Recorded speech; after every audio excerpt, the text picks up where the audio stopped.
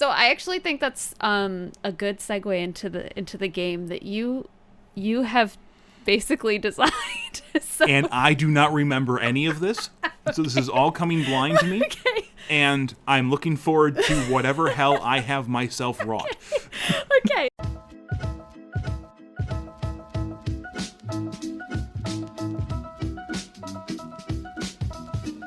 Hello, my friends.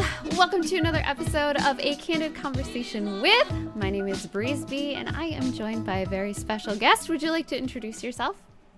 Hi, my name is Larix Laricina. And you... I am... I was going to say, you throw all the things out there. What are you? I didn't even ask. I was just like, who are you? Yeah, I am an occasional Twitch streamer in the food and drink section. I am a Twitch tender, is what we've determined to call ourselves. I make drinks on Twitch. I am also a home bartender. I do the fancy cocktail pictures online and that sort of thing as well. Yes, I've never heard the term Twitch tender. That's new to me, but I really like that. Is that like, so you're like the community on Twitch has come up with that? Yeah. That's very cute. Not to take too much credit, but that was me. I coined the term yes! in my good friend Kalino12's stream. We were chatting about what we should name the actual community, because there isn't a good one. And food and drink, it's a tough enough community in general to get into because the community is fantastic, but the discoverability is so low that there are a large number of food streamers and a very few drink streamers. So we liked having a little bit of our own little communal name there. And that's funny that you say that like discoverability is hard, because the reason we know each other is because I, like, one day out of nowhere, I'm a gaming streamer for the most part, but I decided I wanted to do a food and drink stream. And then I just went to I don't even know how, I typed in food and drink, I think, in Twitch, and I found you. And I rated you, and then we just kept coming back to each other's streams because we both had like fun vibes. And I have no idea at that point when I rated you, that was like 2000, it was like pandemic time, I think. So like 2020 maybe. I have no idea how long you've been streaming or doing the bartending streams. So you rated me on either my first or second bartending stream. It was April of 2020. I can't remember if it was the first or second, but it was one of those. Amazing.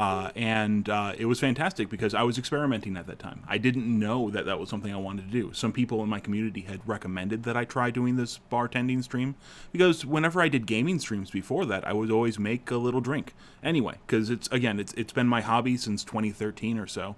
And so I like to share that sort of knowledge. You rating me actually helped galvanize the fact that this was kind of being a success and there was a community there, and so I kept on doing it. And now it's 2.5 years later and I'm still at it. Which is so cool. Do you want to tell people about your stream? Like, what's it called? What's the vibe? Like, what do you do? Yeah, I can do that. Just for a little background as well, I started streaming in 2014. Yeah, I've been on Twitch since 2013. I've been streaming since 2014. The first game that I streamed was Need for Speed Underground on a capture card from my PlayStation 2. It was fantastic. Yes! So much fun. So I've been playing random video games. I played a lot of Rocket League, Magic Arena, stuff like that just over the years, but it's always been sporadic. I never really had a rigid schedule. It was whenever I could, and I would just hop on and stream. I really started to do more of a streaming push, not for any financial gain, just to kind of get a schedule going, get a routine going, get a community built in 2018, end of 2018, early 2019. And that's when I hit affiliate and kind of progressed from there. My stream right now, as in its current iteration, is Larix's Lounge. Every Saturday night starting at 9 p.m. Central Time, I turn on some chill music. We have a kind of mellow lit area. Just imagine yourself in a quiet, peaceful place. You're by the ocean.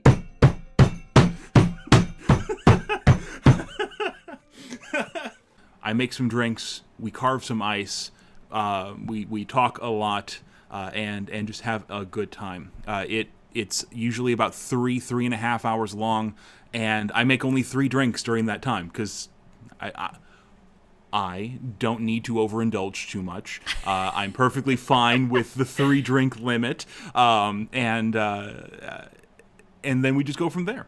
It's a lot of conversation. It's a lot of hanging out. And again, I try to answer questions when people ask. I've never been an actual bartender. I've never worked in the industry. I'm trying to, but I've never worked in the industry yet. But I've read a lot. I've done a lot of research. I've done a lot of watching tutorials on YouTube and watching other content creators in that realm, reading a lot of books, all that sort of thing. And I'd like to share that knowledge with my friends. And you're incredibly knowledgeable.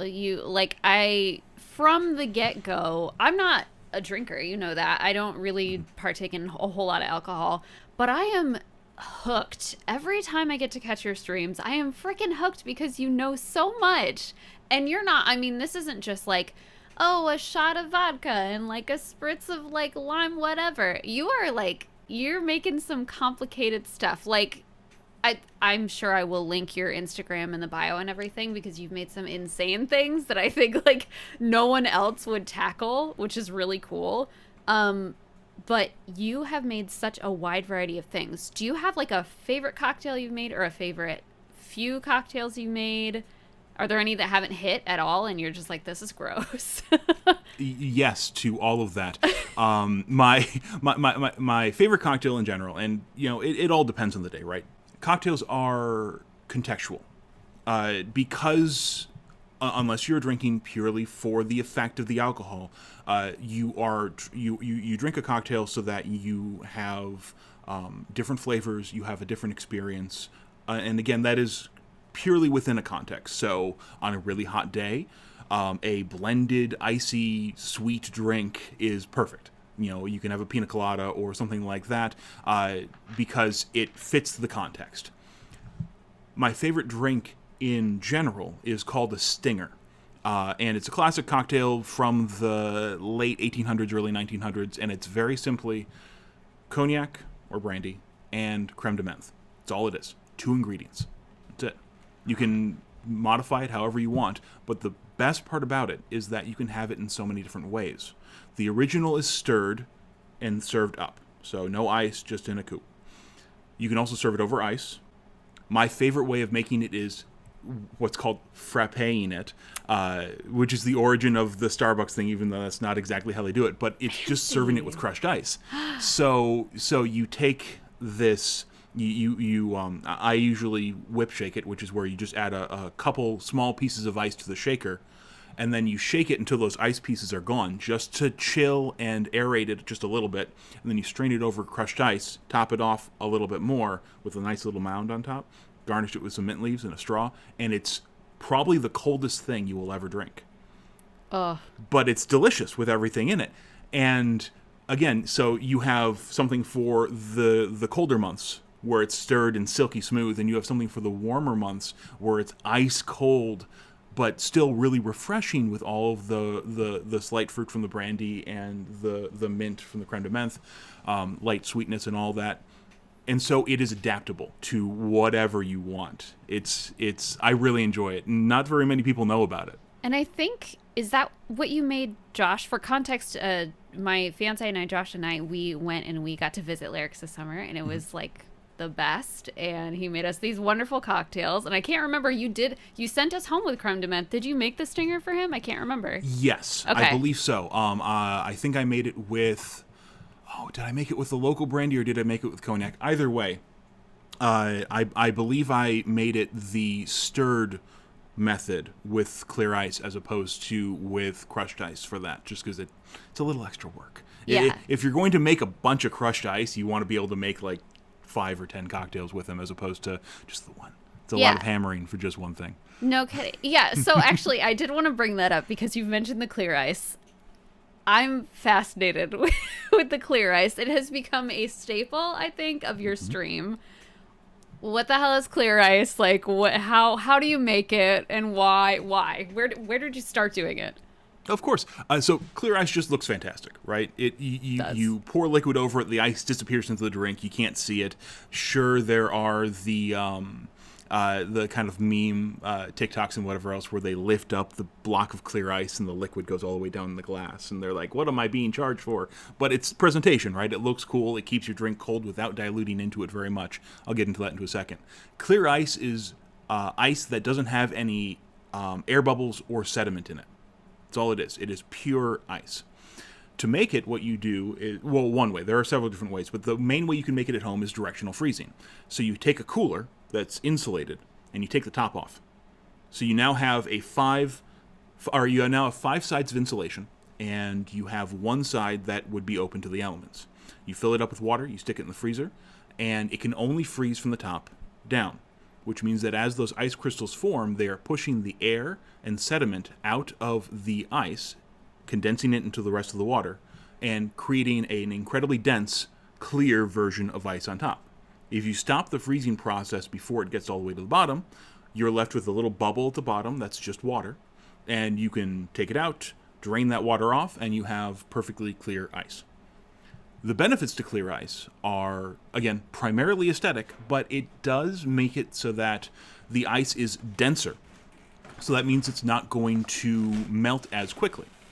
So you can control your dilution a little bit longer. You can have an ice cube last longer in a drink than it would normally if it was cloudy ice. So it's a very small thing. Do you need that to have a good drink at home? No, not at all. Is it fun? Sure. And it's really easy for me to do because I stick it in the freezer the night before. It takes about 24 hours in I think I've got like a 2-quart Coleman cooler or something like that. That's perfect. And then, yeah, exactly. And then I knock it out first thing on stream, and I've got clear ice for the next week. And it's just like cool science. I feel like all these cool science things. Can you tell people like what's your background? Is your background in science? Like what is your background in? I did study some science in college. I took one. I was an environmental studies major for 1 year of college. I changed majors a lot. I changed majors a ton. You were smart. I ended up with a philosophy degree. I didn't know what I wanted to do. Which is also philosophy a cool is degree to have. Yeah, it's a good catch-all. It worked. Yes. It worked well for me. Yeah. I've always enjoyed science, but the rigor of scientific study in a laboratory setting never really appealed to me. I don't mind doing experiments and all of that sort of thing, and I suppose if I was being funded to do so, I would enjoy it more. Yeah. But when I have limited time to experiment at home or even in a study setting, it becomes a little bit more stressful for me. So Yeah. I like to be on the periphery of that. I like to read and analyze other people's research and figure out what I can apply to myself or to what I'm working on. Yeah. Yeah, so I don't have a direct science background, but I consider myself moderately scientifically literate, so that I can interpret at least a little bit of what's being done. Yeah. I just find it fascinating how much you know about, I mean, like the ice is cool, but like about drinks in general. Obviously, you're someone who can really pick out a whole bunch of flavors and things that like I'm just kind of like taste blind too. Like you'll be like, it has an essence of this and this, and I'm like, I don't know what you're saying, but I like the words you are saying. Like it's the epitome of like, oh, I like your funny words, Magic Man. Like, I like your funny words, Magic Man. that's Right. how I feel when you talk sometimes. And that's actually what I consider to be one of my greatest successes, is my ability to describe flavors, because it's not 100% accurate. Flavor is subjective. People taste things differently. Mm-hmm. But you can relate, again, that context, that experience, and other ways of experiencing a sensation to other people. And if you, it's part of science communication. If you can communicate that to someone and they can understand it, you're doing things right. And I'd like to think that I have developed my ability to do that through my stream and through my posts and everything like that, because I try to do full write-ups of my drinks whenever I do post them. Again, that I consider that to be one of my stronger successes from this whole endeavor. But you don't have to feel bad about not tasting things or picking up on notes. That is purely experience. very rarely will someone be able to pick out a note of green apple in something or whatever without being told that that is there. Because you're not actually eating an apple. An apple is a large, it's got so many different flavor compounds in it that one thing doesn't really mean green apple, but you have flavors that relate to it. Right. So one of the ones that I've always had a hard time picking up on, that I've started to pick up on more, is what is called in the industry sea spray.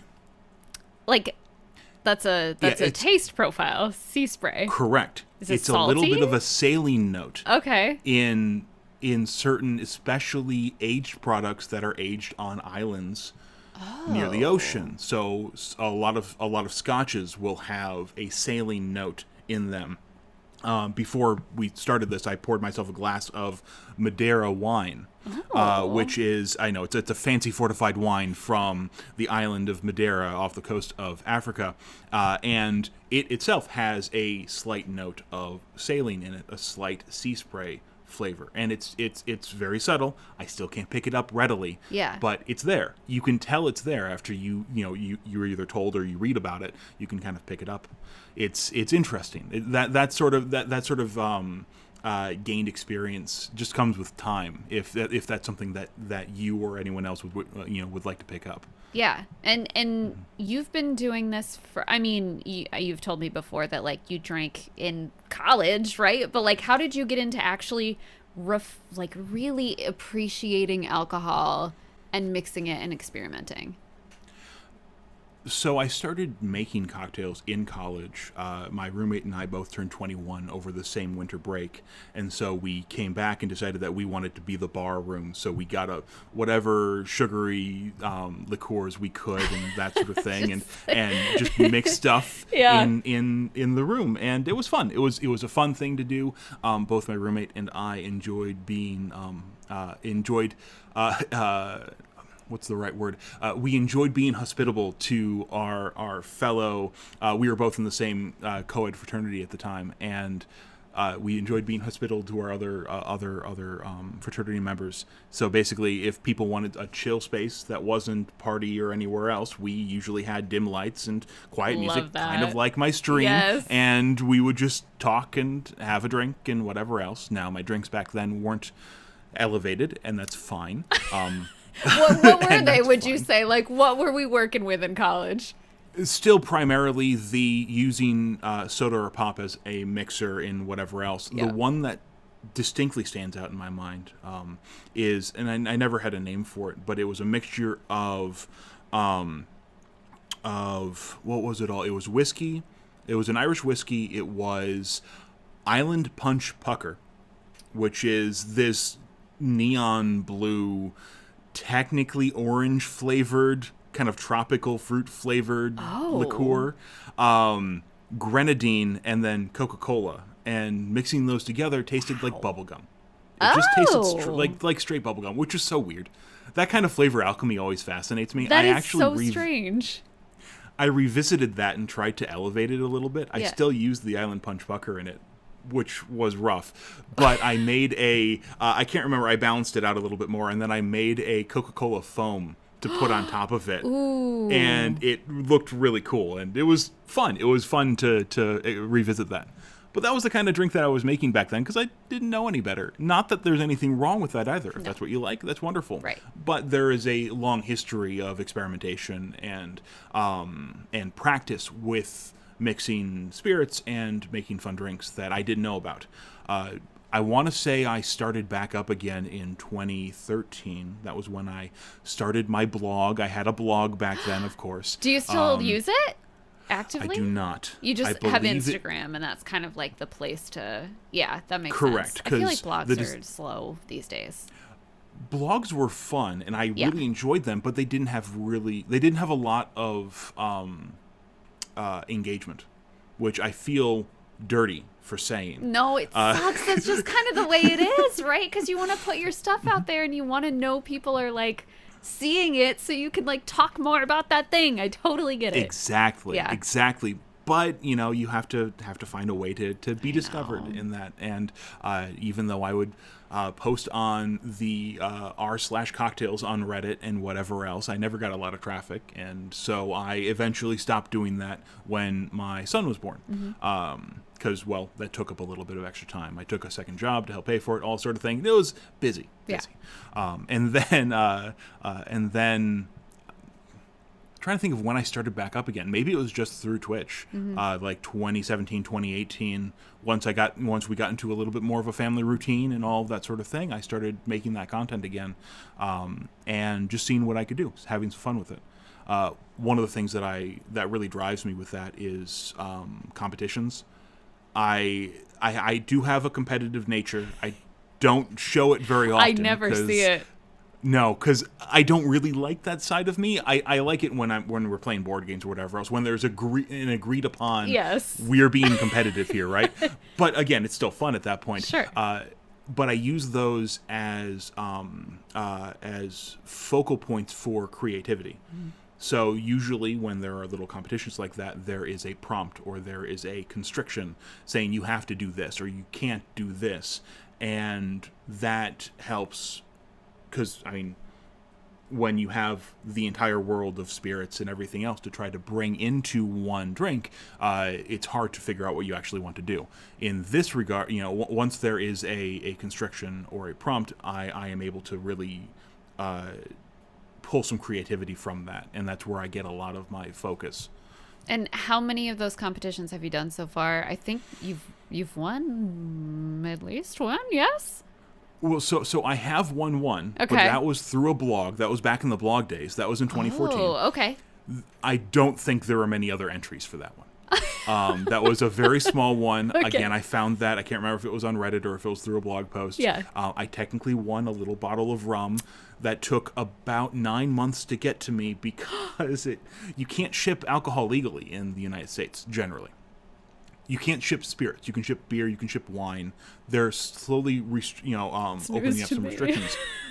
A lot of states have laws in the books that state that if you are not a licensed distributor, you cannot carry alcohol across state lines. And the USPS and UPS and FedEx and that sort of thing won't, if they know about it, ship alcohol. Right. Correct. Okay. So it took a long time for me to get my little bottle of rum from them. But that was technically the only cocktail competition I've won. But you've entered more. I have entered in plenty more. Yeah. A lot of them are just challenges, again, through Instagram. Last year, I was a finalist for the Home Bar Awards, Bartender of the Year. That was fun. That was a lot of fun. But that has some very tough competition. Those are, even though they're home bartenders, technically, those are people who have professional photography equipment. Those are people who have professional experience, even though they may not be working in the industry right now. And so just being a finalist for that was really cool. And it was fun to be a part of that community as well. Yeah. And you, besides doing the streaming and posting on Instagram and all of that, which, by the way, I'm just kind of curious, like, does most of your engagement come from Instagram? Have you found most of your people through Twitch? Like, where is your engagement coming from for this particular thing? They're separate. So I get a lot of engagement through Twitch for just hanging out. Yes. Some of that is cocktail related, some of that is not. A lot of people hang out with me on Twitch just because they enjoy the vibe, yeah, which I'm very grateful for. A lot of the engagement on Instagram is primarily just likes, a couple of comments. There are, I've done a couple of collabs with some larger names, but it's a lot more muted there. It's fun to see the likes come in, but again, who's actually out there making the drinks that I'm making? Yeah. Probably no one. But so it's a mix, right? There's a little bit of admiration on the Instagram side. There's engagement, direct engagement on the Twitch side, but it's very separate. I think I know only one person who has told me that they found my stream through Instagram.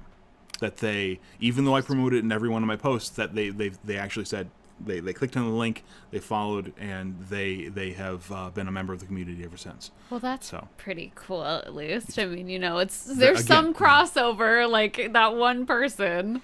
Proof Yeah. of concept. It works. Okay, so I'm sorry, I got off on a tangent there. No, So same here. Besides like doing Twitch, all that, you also, I don't know if you can talk about this. I can cut it out if not.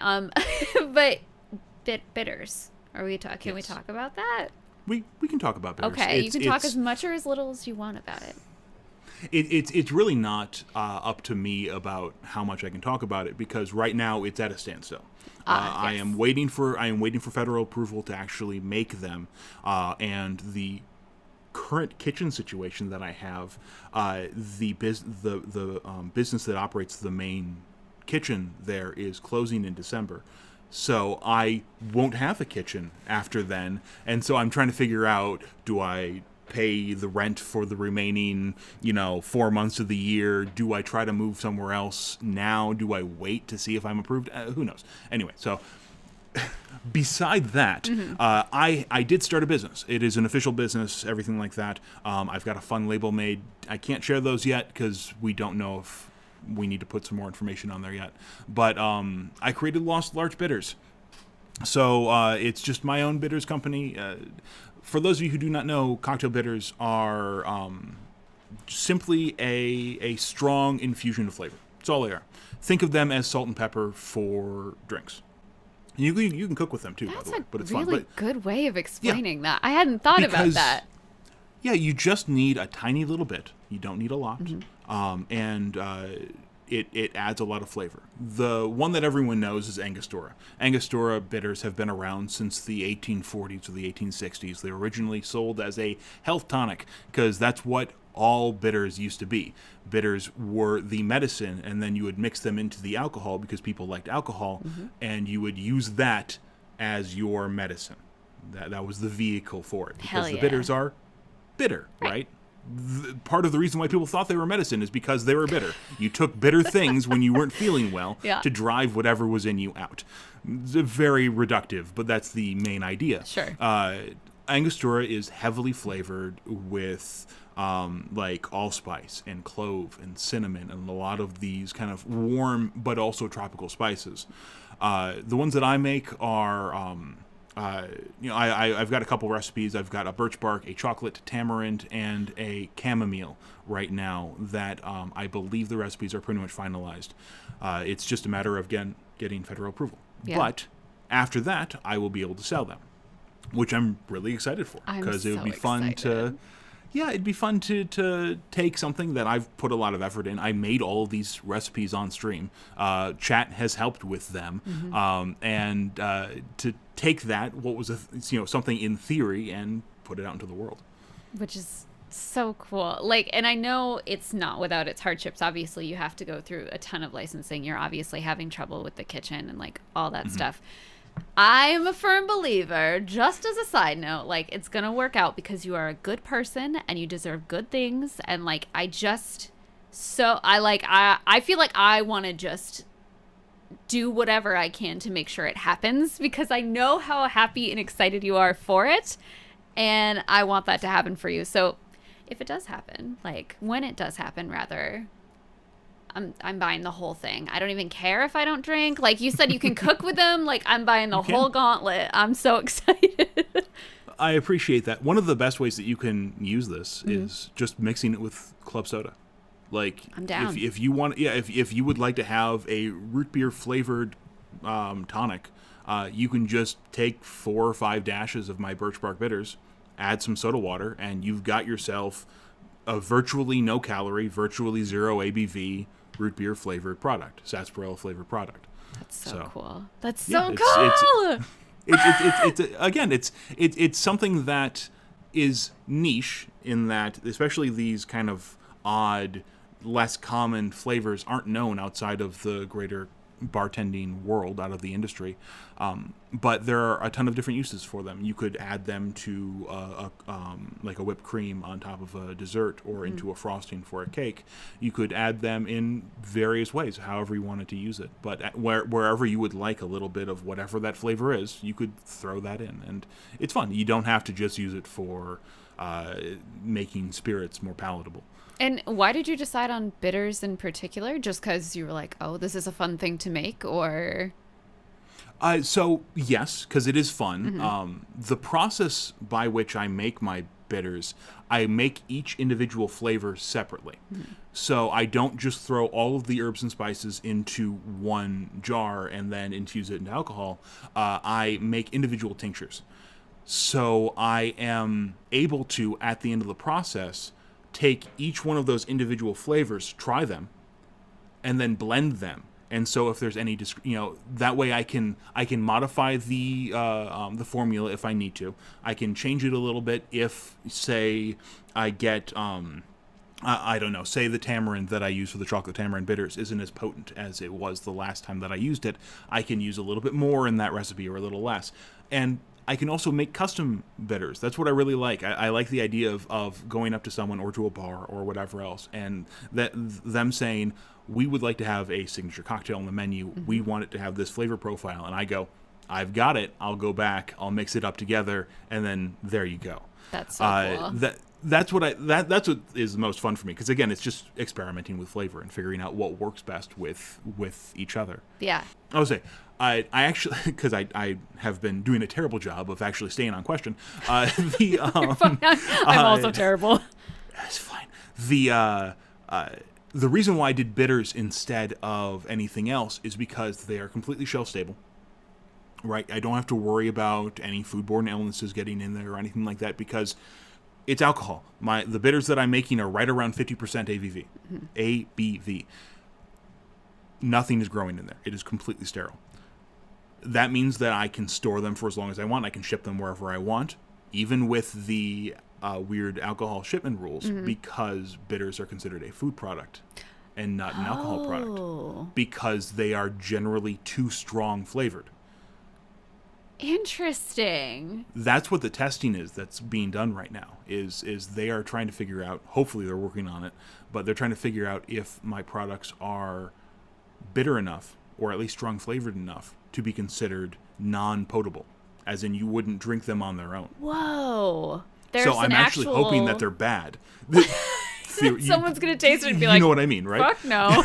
I would not eat that. But that's the only distinction between a bitters and a non-bitter product. The aforementioned Angostura actually has what's called an Amaro. I won't get into all of it, but Amaro is a classification of liqueur that is bitter and sweet. It comes from Italy generally, but Angostura, because people were just taking shots of their bitters, decided to ease that a little bit and dilute down their base bitters recipe and add some sugar to it, and now you can just pour a glass of a pre-made cocktail, basically, of their bitters. Oh. That's interesting. I didn't know that. But that is considered an alcohol product, right, because it is intended to be drunk on its own. Totally whereas different. Bitters can be sold in grocery stores. That is so cool. I didn't know this. See? I learn something every time I talk to you, and I have very little use for it because, like I said, I don't. But I just like knowing it, and I feel like that's a lot of your people in your stream are probably the same way, where they're like, "Man, I don't really know if I'm gonna make any of this stuff, but I just love to be here and learn." And I feel like you're a great teacher, so I think you've got a good thing going for you as far as that goes. Thank you. Yeah. So I actually think that's a good segue into the game that you have basically designed. And I do not remember any of this. So this is all coming blind to me. Okay. And I'm looking forward to whatever hell I have myself wrought. Okay. It's a simple game, okay? I don't have a name for it. I'm going to call it Larix's Lounge game. Love it. No notes. Perfect. We'll workshop it. So when I was asking if people wanted to be interviewed, you were like, yes. And I have the tweet somewhere in my tabs, but I didn't find it. You were like, yes, but only if you give me bugs or birds and describe their personalities, and then I have to make up a drink according to their personalities. Love it. Okay, and perfect. So I was I'm ready. like, okay, we're going to do that. So I have 3. I chose all birds because, to be honest with you, insects don't have personalities. They just exist. I understand. So my first one for you, I hope you are ready, I hope I am too. is a red-tailed hawk. Okay, so I'm thinking fierce, very cunning, curious, intuitive, like truly lawful neutral, and independent. Okay. I can Okay. give No, you no. more. I like it. I like it. I see a lot of hawks on the edge of fields, so it's going to be grain-based in some way. Okay. Right? Because they live on the edges there. Good for hunting. Exactly. So we're going to start with that. We're going to start with something grain-based. I think that leads pretty easily into a whiskey. I think that hawks are generally very intelligent. They have great perception, obviously, and they can move quickly. So something that is sharp works very well with that. So something citrusy. And I would go, trying to think. I wouldn't go with something to soften that at all. So I think just a well-made rye, specifically whiskey sour, would be the direction to go. Cut back a little bit on the sweet, make sure that lemon is prominent, and go in that direction, right? Because again, you've got your grain to symbolize where they're from, sharpness for the lemon, and then a little sweet because you got to have the balance. Served up. Normally, a whiskey sour is served in a rocks glass on ice, but I would serve this up as a perch from the aerial view, and that I think that's where I would go with that. Yes. Okay. I'm gonna give. I don't think it's a point system. I'm giving you 10 points. I don't know. Perfect. I think that Love was it. great. Okay. Are you ready for the next one? I'm ready. Okay. I tried to get different birds from different families and stuff. Sure. Okay. We have a cockatiel. Very musical, sweet. They're native to Australia, if that is helpful to you at all. Just very happy guys. Very happy, cute little babies. It's not in the science textbooks, but it's how I feel. I think that is in the encyclopedia. I think it's Like right after their happy little entry. guys. It's just happy little guys. Happy little guys. Just for clarification, Yes. is this different than the animal? And I thought of you when I found this news story, but I didn't send it to you, unfortunately. But where the cockatoos have been getting into their garbage cans and throwing everything around, and so there's been an arms race between the cockatoos and the humans trying to prevent them from getting into the bins by putting heavy things on top. Oh no! But they learn to kick off the bricks that they've been putting on top of the bins, and so they're coming up with different contraptions to keep the bin lids shut, but also so it's not too difficult for the people who are collecting the trash. Right. Is it the same animal? No, or is it good distinction. So cockatoos, Okay, thank you. assholes. Cockatiels, cute little babies. All right, perfect. That's what I thought. I wanted to make sure that I wasn't going to give a genuine Totally trash different bird drink, yes. a nice soft cocktail. Okay. So when I think cockatiel, I think colorful. I think brilliant plumage. I think again intelligence, but maybe a little bit more flock friendly as opposed to individualistic intelligence. So I'm going towards something a little bit softer, a little bit lighter, a little bit more fruity. Since they are native to Australia, I would lean towards an Australian-made spirit, whether it is content creators. There's a YouTuber famous named Steve the Bartender who actually just opened up his own distillery called Threefold Distillery that specifically has a citrus style gin that I think would work very well in this sort of thing. I'm thinking gin, I'm thinking a little bit of blue curacao, because of course it has to be blue. Yes. It anything like this Yes, it has to be blue. tropical feeling. It has to be tropical. Yes. I'm thinking a little bit of coconut cream. I'm thinking to provide that nice little sweetness, maybe a little bit of pineapple juice. Okay. I'm not sure about that, but something along those lines. And then a little bit of mint in there, whether it's from a creme de menthe or whether it is from a eucalyptus style bitter for that kind of minty menthol eucalyptus taste that you can kind of imagine in that environment. And then shaken up, served up, again, paper umbrella, something like that. Yes. Yeah. Oh, that's delightful. That's exactly what I feel like I picture when I think of a cockatiel. I love that. Okay, third and final one. Mm-hmm. I wanted to make it a fun challenge. I appreciate that. Yeah. Your third drink, bird, is a seagull. A seagull. Okay. Trash bird, aggressive, loud, demanding, eats cigarette butts, but like kind of a little graceful. Oh, of course, right? Yeah, but they live just absolutely the fuck everywhere, so. Okay, so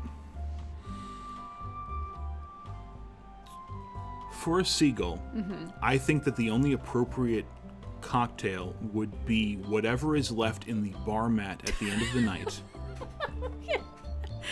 Poured into a glass. You just stick an old French fry in it. Just stick an old French fry in it, and just to make sure it's up to proof, just a little bit more of an Everclear or some sort of high proof spirit. Not enough to hurt, but enough where with this already garbage drink, once you can get it down, it will destroy you. Right. That's the whole point, right? It may taste even okay at first, and then 10 minutes later you'll go, no, I probably shouldn't have done that. I really like the French fry garnish. That was good. I think you're required to like smoke a cigarette while you drink it also. Oh, of course. Yeah. Yeah, of course. Mm-hmm. You should never put actual nicotine into a drink because, well, no, I say this only as a warning because I didn't know this before I did the research for it. Like real bad? Alcohol, the whatever alcohol extracts from a tobacco plant, or even the tobacco leaves, can be very toxic. Oh. Yeah, so it's not a good idea to do that. I had to look that up because like with different whiskeys and different other products, sometimes they are said to have a tobacco flavor. Oh, but they can't actually put tobacco in it. Exactly. But I was trying to think. I don't smoke myself, but how would I be able to get that into a bitter? And I did look it up, and I went, oh, no, you can't do that. You actually cannot do that. You cannot put any tobacco into the alcohol to make that. So you have to do a whole bunch of other things. To mimic and the pull flavor. flavors from other things, other charred things, other whatever else to get that tobacco flavor in there. But if we put that aside, if you garnished it with just a little bit of the ash from the end of a cigar. Okay. Then it's probably fine. Oh, it's probably fine. I'm also trying to think of the logistics of keeping just the right amount of staleness on French fries in the back of the bar for a drink like this. Yeah. No idea. No, but just a little container in the back. Just take it out, into it. It doesn't sound like a tasty drink, but I still think you get full points for that because it was very thematic. It fit everything I could have ever wanted out of a seagull flavored drink. Seagull themed, not flavored. Seagull themed. If it was seagull flavored, there'd be fat washing involved, and that would be a completely different story. Gross.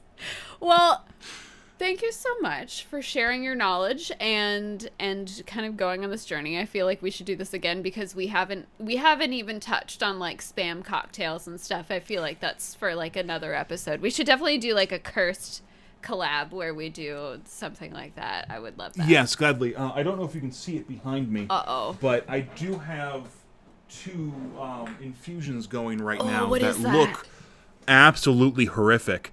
But what's going on? This is for another one of those challenges. Okay. The Home Bar Awards, they do a monthly thing with a monthly prompt. This is for the Drink Your Veggies cocktail. And so I took tomatoes from our garden, and I took some local bacon from a local small producer, and rendered out the bacon fat, and then confit the tomatoes in the bacon fat. Stop it. And then I drained off the fat, and then I put it into to try different things. This is in aquavit, and this is in tequila.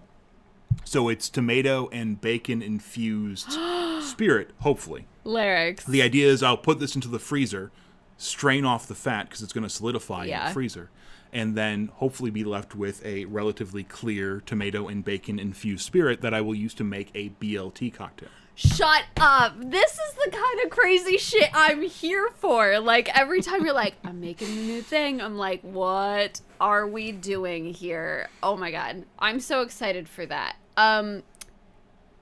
Can't wait. Genuinely can't wait.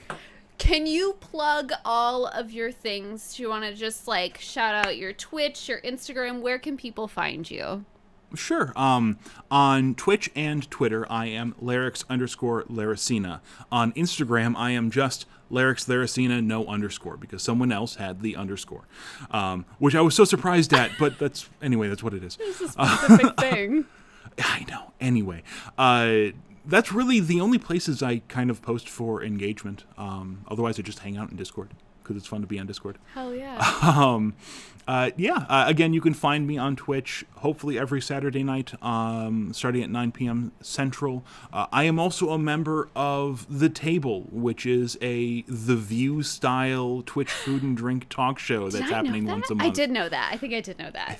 It just started. The first episode was, as we were recording yesterday, Saturday the 17th. The next episode should be October 15th. Check that out on The Table. I believe it's either The Table or The Table Twitch on Twitch. I can provide you the link for after. Please do, because that sounds fun. That's where you can find me right now. Yay! Well, thank you so much. I really appreciate it, and I'm sure we will talk. We'll talk as friends, every day. But like, we'll do this again sometime, and we'll do some curse shit. But that is it for us. Thank you so much for watching, and we will see you. Well, I'll see you in the next one. Goodbye. Bye.